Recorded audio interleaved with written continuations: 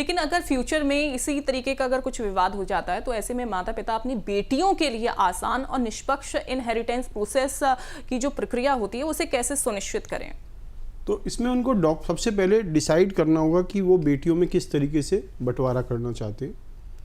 फिर कुछ कागज़ तैयार करने पड़ेंगे एस्टेट प्लानिंग। तो पहला उनको एक विल तैयार करनी चाहिए और विल में स्पष्ट रूप से लिखना चाहिए कि ये वाला हिस्सा मैं अपनी बेटियों को दे रहा हूँ और ये हिस्सा इनको एज सेपरेट प्रॉपर्टी मिलेगा इनका, राइट। तो इनका जो अधिकार है इस संपत्ति पे, ये इनकी एज सेल्फ एक्वायर्ड प्रॉपर्टी है और इनके पति या किसी और का इस पे कोई अधिकार नहीं होगा, राइट।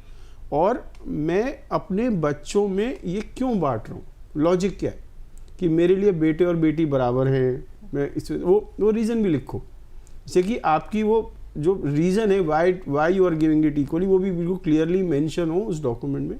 तो आपको विल बनानी चाहिए प्रॉपर तरीके से, विल को प्रॉपरली अपडेट करना चाहिए time to time, right.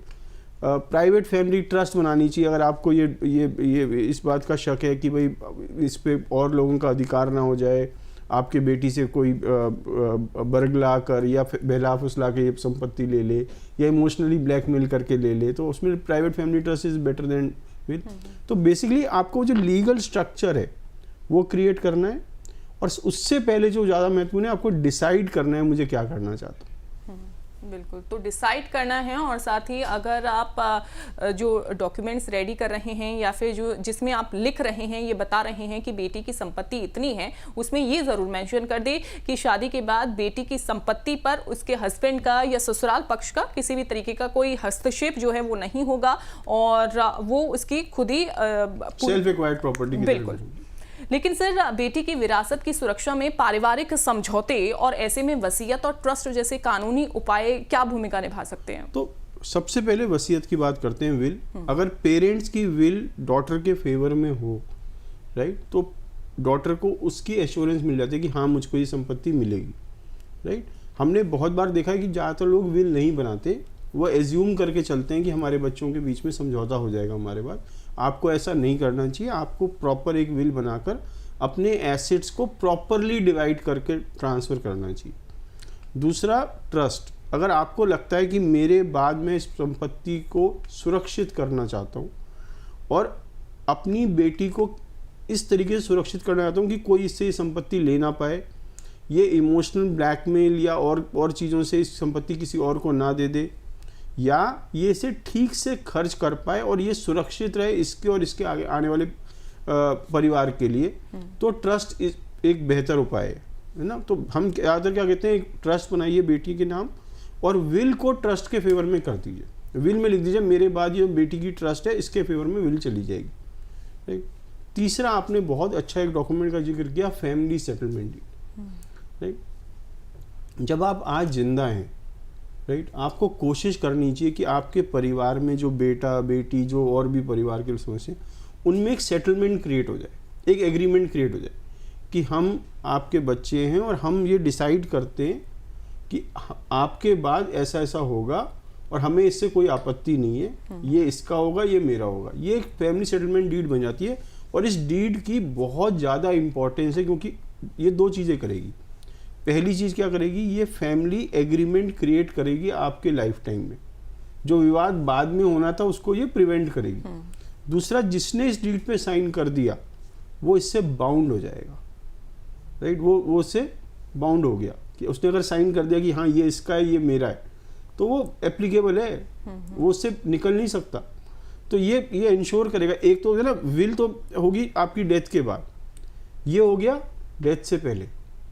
Death से पहले जो एग्रीमेंट क्रिएट होता है उसकी वैल्यू हमेशा ज़्यादा होगी जो डेथ के बाद जो होता है उससे, क्योंकि वो बहुत सारे विवादों को रोकता है और एश्योरेंस ऑफ इनहेरिटेंस क्रिएट करता है।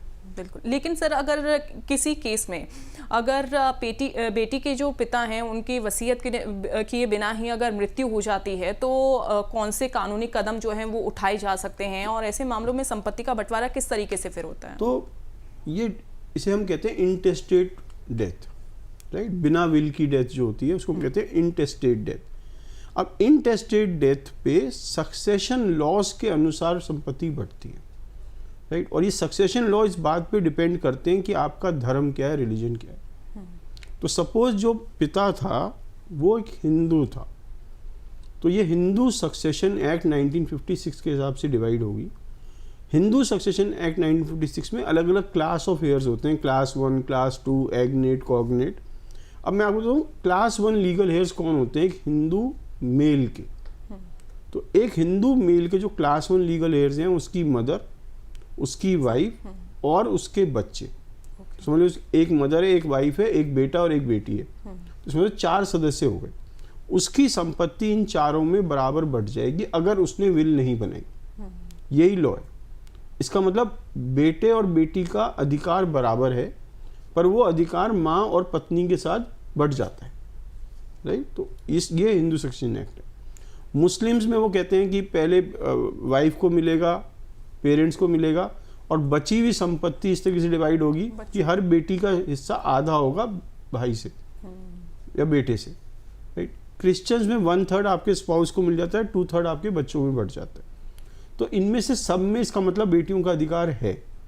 कम या ज़्यादा अलग बात है, पर सब में, सारे रिलीजन्स में इंडिया में बेटियों का अधिकार है। इसका मतलब जेंडर बायस नहीं है रिलीजन, आपका अधिकार। अब आपने मुझसे क्वेश्चन पूछा ये अधिकार में कैसे सुनिश्चित कर सकते हैं, इसको एनफोर्स कैसे कर सकते हैं। तो सबसे पहले अगर आपके पिता की डेथ हुई बिना विल बनाए, तो आपको उनके लिस्ट ऑफ एसेट्स क्रिएट करने पड़ेंगे कि इन पे ये सामान था। फिर आप एक लीगल हेयर सर्टिफिकेट बनाएं, राइट। आप अपने जो तहसीलदार होते हैं या सब ये SDM होते हैं उसके ऑफिस में जाएं और लीगल हेयर सर्टिफिकेट के लिए अप्लाई करें, क्योंकि आप एक लीगल हेयर हैं, आपको प्रूव करना पड़ेगा।